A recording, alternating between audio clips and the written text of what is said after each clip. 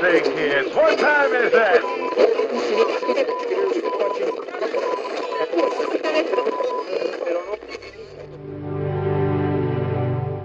Here's to the crazy ones. The misfits. The rebels. The troublemakers. The round pegs in the square holes. The ones who see things differently. They're not fond of rules, and they have no respect for the status quo. You can quote them, disagree with them, glorify or vilify them, but the only thing you can't do is ignore them. Because they change things. They push the human race forward. And while some may see them as the crazy ones, we see genius. Because the people who are crazy enough to think they can change the world are the ones who do.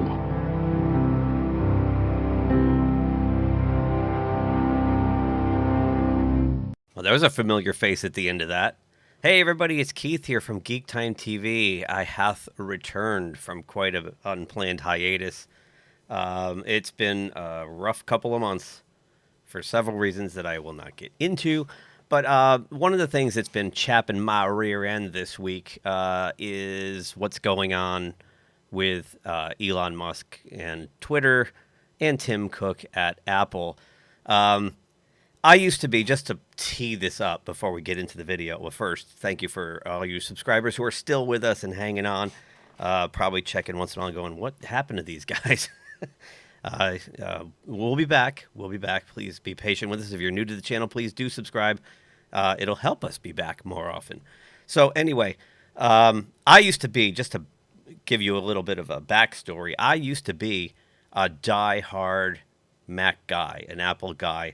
The first time Steve Jobs came back with that Think Different ad campaign to announce his return to Apple after years away. And he kind of brought this, he was a Renaissance man. He brought this excitement to this little underdog computer company that was on the verge of completely collapsing and going out of business. In fact, a coworker at the time, I just taken a new job in early 98, and a coworker asked me if I wanted to split 1,000 shares of Apple stock with him. And I was just starting a job. I told him, no, why would I want to buy Apple stock anyway at $11 a share? The company's going under. Little did I know. But anyway, you wouldn't find me on YouTube if I had bought that stock. Anyway, that's neither here nor there or anywhere.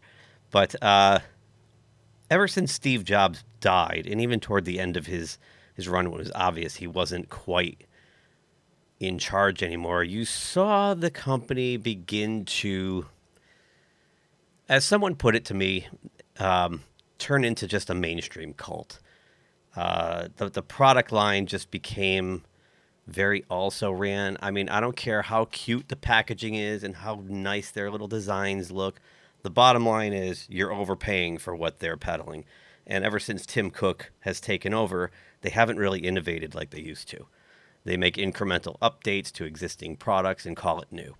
And they've pretty much, I'm a professional production person, they pretty much for a long period of time decided that the professional market wasn't worth their time or money. So anyway, I wanted to kind of go over what happened with him and Elon Musk and then point out a lot of the hypocrisy that is coming from Apple at this time. So let's start here.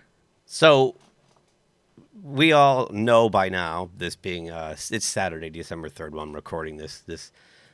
Last week, Elon Musk came under fire from Twitter, amongst other people. It's the world is against Elon Musk, and I find it funny that the same people, like say Alyssa Milano, for example, who are now complaining that he's a danger to everyone and he's a threat to democracy, whatever that's supposed to mean, and all this stuff, just because Elon Musk wants to abide by the First Amendment of the Constitution.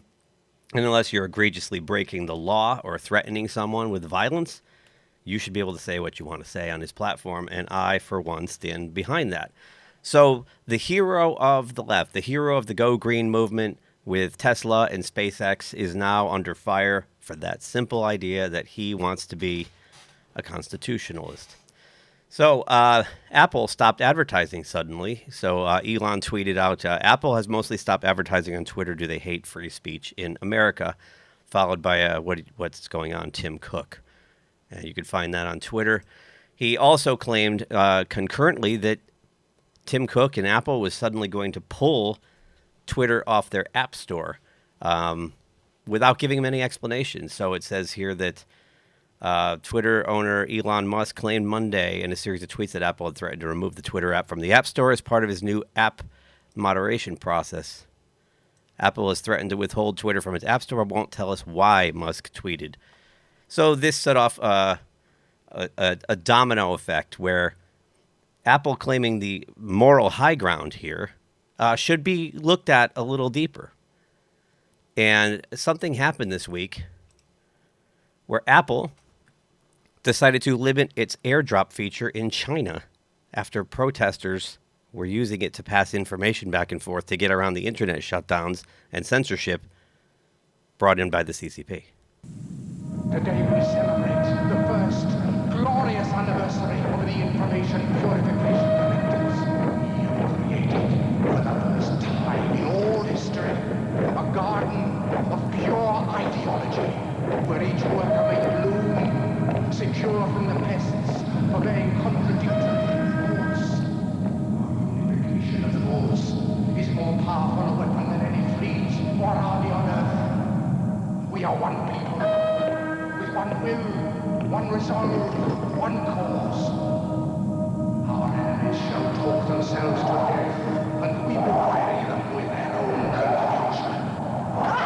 We shall prevail. On January 24th, Apple Computer will introduce Macintosh. And you'll see why 1984 won't be like 1984. Okay, so this is part of what attracted me to Apple Computer. The fact that they were, the outcasts, the rebels. They were going to fight. They were counterculture. They were going to fight the machine, right? That ad epitomized everything that Steve Jobs stood for and everything that the company stood for. And it pretty much stayed that way until we got over the hump of the new millennium here. And then things started to come to light. For example, the working conditions in their Chinese factories. And with Apple's reputation under fire, we're most interested in the people who build their complex gadgets one tiny piece at a time. As a whole, it's an incredibly complex process, but look at the individuals, and you see mostly teenagers from the countryside, 17, 18-year-olds far away from very poor homes. So this is home. They live in a dorm with 7 strangers, spend 6 days a week repeating the same task again and again. Fatigue and boredom are common in any factory, but this one is surrounded by suicide nets. They are everywhere, a horrifying reminder of 18 workers who jumped from the buildings here at Foxconn City in the past few years.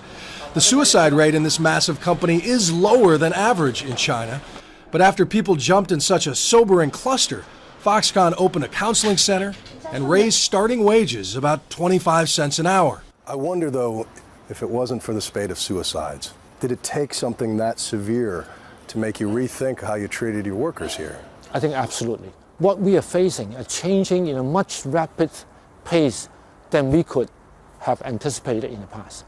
Right? So we're also changing. As the Fair Labor Association collects employee grievances on, get this, iPads. You can be honest. We talked to dozens of employees, on camera and off, and the most common complaint, low pay. Most, like Zhao Xiaoying, can't afford to live with their own children, much less buy one of the products they help build. While she carves thousands of Apple logos onto the backs of iPads every shift, she's never actually seen a working iPad. What do you want the people who end up buying this to know about you? I want them to know me, she says.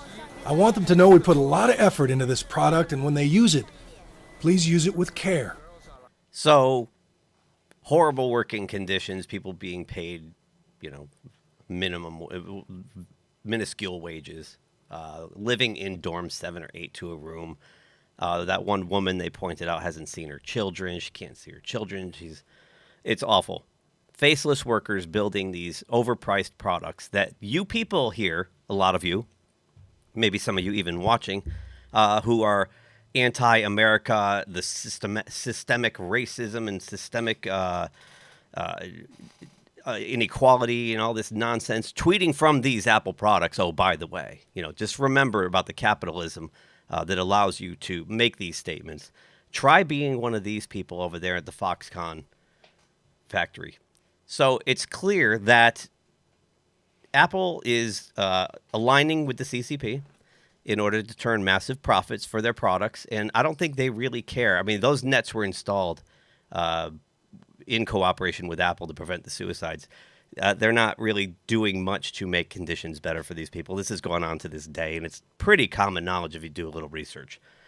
So then this happened this week as well. So some protests broke out in China, and we'll get to that in a second, because China and the CCP are looking for a zero COVID policy, which is, as we all know, with two brain cells that you can rub together to make a little spark, never going to happen. You are not going to eliminate every single case of COVID in the world. So what's happening is they're welding people into their homes and whatnot in order to prevent the spread of the virus. And Apple, when these protests broke out to try to get those to stop, Apple decided to align themselves with the CCP and stop allowing the airdrop feature, which gets around their internet system, to work. So basically, the Chinese Communist Party does not want these protesters to be able to communicate or share visual videos of what's going on with these people to the world. So they asked Apple to block this airdrop feature, which allows them to get around their internet blockades and censorship. And Apple was pretty happy to do that. But don't take my word for it. Let's dive into this a little bit, and let's watch some videos of Tim Cook from 2017 and his opinion on his collaboration with China, shall we? China's done an unbelievable job of lifting people out of poverty. They've done an incredible job, I mean, far beyond what any country has done. We were talking about mid-90s to today. The biggest change is the number of people that have been pulled out of poverty, by far. And we should all applaud that. And we should all feel good about it. Around China, residents post scenes claiming officials are welding the doors of apartment buildings shut so people can't get out. 哎，那个是门吗？才敢那门哦，把门封的了。你看那个电焊工在那块焊的，那中间是一个门，你看，可怕。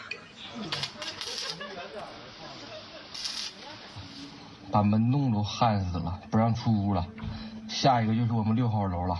So there you have it. That was his statement in 2017, and we should be applauding the incredible conditions that they've set up for people in China to raise them out of poverty. Of course, I mean, one doesn't directly correlate to the other because the video was about the COVID lockdowns, but the basic tenor that I wanted to display was that the CCP does not care about its citizens, and look what they're doing just to the Uyghurs alone. But you don't hear anything from Apple or the NBA or Disney about those conditions at all. Let's hear a little bit more from Tim while we're here. In the environmental leadership today is very clear, and it aligns completely with Apple's values. The Chinese environmental leadership, yes, the government. Yes, I mean they're very fixated on doing the right things to avert climate change, and this is something that means a lot to us as well. Well, welcome to Shijiazhuang, a city a little less than 300 kilometers from Beijing, and one that over the past month has had the rather unenviable honor of being China's most polluted. In fact, by some measures, it is the most polluted city on the planet over that period. Of course, it is just an extreme example of a problem affecting a huge swathe of northern China at the moment, with a pollution cloud hanging over this country from the Russian border in the far northeast all the way down to the central cities of Chongqing and Chengdu. Again, it's not a secret that China is one of the two leading countries in pollution to this day, and they were there 6 years ago or whatever, but I can't do my math, 2017, 5 years ago, leading the world in pollution as well.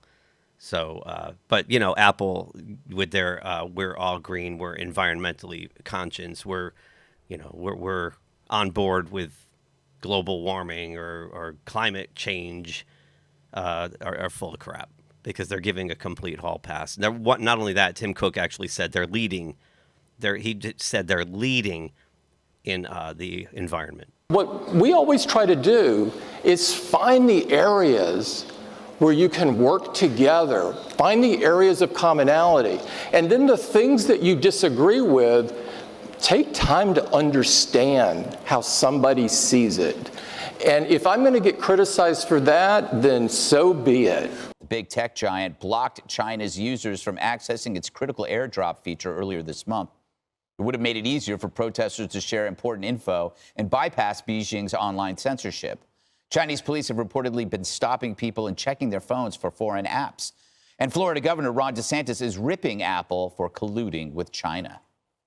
You have people in China that are really engaged in a noble effort to protest, which is basically Leninist rule. So what is Apple doing with that? They are limiting the airdrop function of the protesters. So they are serving basically as a vassal to the Chinese Communist Party. And Ron DeSantis is 100% correct. I mean, there's no way anybody else can look at it any other way, unless, of course, you're in a cult. But it's pretty simple. CCP steps on human rights, humans protest for their rights, and Apple aligns with CCP. And I just love how Tim Cook 5 years ago teed it up as, trying to understand, and if you agree, then you basically follow the leader. So they're making no bones about who their loyalty is to. And I have one more clip of Tim Cook I want to share, and then we'll wrap this thing up. I believe strongly in freedoms. They're at the core of what an American is. And I have no confusion on that. And I think anybody that knows me knows how I view those things. But I also know that each country in the world decides their laws and their regulations. And so your choice is, do you participate, or do you stand on the sideline and yell at how things should be? The big tech giant blocked China's users from accessing its critical airdrop feature earlier this month. So Tim Cook believes in freedoms, and then we get this. So look, I'm not going to tell you not to support Apple. I'm not going to tell you stop buying their products. I believe in capitalism, and look, they're a company that can do whatever they want. It comes down to your personal preferences and your personal values. For me, a former Apple nut, I'm pretty much done with Apple. I do have to have a couple of Macs here for reasons that, my work entails. But I buy them used on the third-party market, and I just have them as backup machines, and or if I have to work in a Macintosh environment, I can acquiesce to that, but I have strictly moved over to Microsoft Windows. And look, all these PC manufacturers have similar issues going on. Let's not be naive about that. But before we wrap this up, let's just look at one more story. So Elon Musk has met with Tim Cook since, and apparently Tim Cook said it was all a big misunderstanding, of course, because he speaks double talk. He's very good at double talk. But we'll see how this goes going forward. I mean, it's pretty clear that Apple has been on board with what's been going on over the last couple of years with censoring speech and making sure that if you disagree with the certain mainstream narrative, that you will be punished accordingly. And I don't believe that's very fair. So in closing, I just want to say to you guys, just please be critical thinkers. Don't go with the herd mentality. Don't get into this groupthink. Think for yourself, and it's okay to be that one guy standing alone. As long as you believe in the truth, it's okay. Remember that Think Different ad. The square pegs in the round holes. The rebels, the misfits. Because those are the people who changed the world. And that ad from 1997 which I will put the links to all these videos in the description, is a mantra that I like to live by. So I'm going to close it out with one more Apple ad. It's from 1985, the following year. They made the 1984 ad. And this one's called Lemmings. And I find this one interesting because, again, I believe that Apple has become everything they used to stand against. And where they used to tell you to be a rebel and a rule breaker, they now say, get in line with everybody else and do as you're told. Thanks, everybody, for watching. We'll see you on the next video. Enjoy the Lemmings.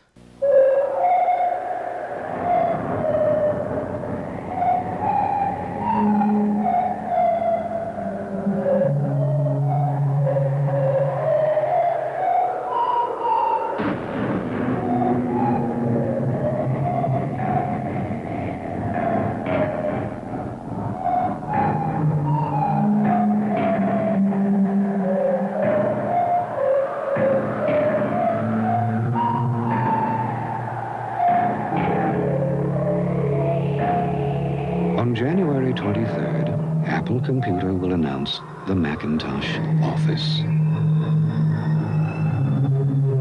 You can look into it, or you can go on with business as usual.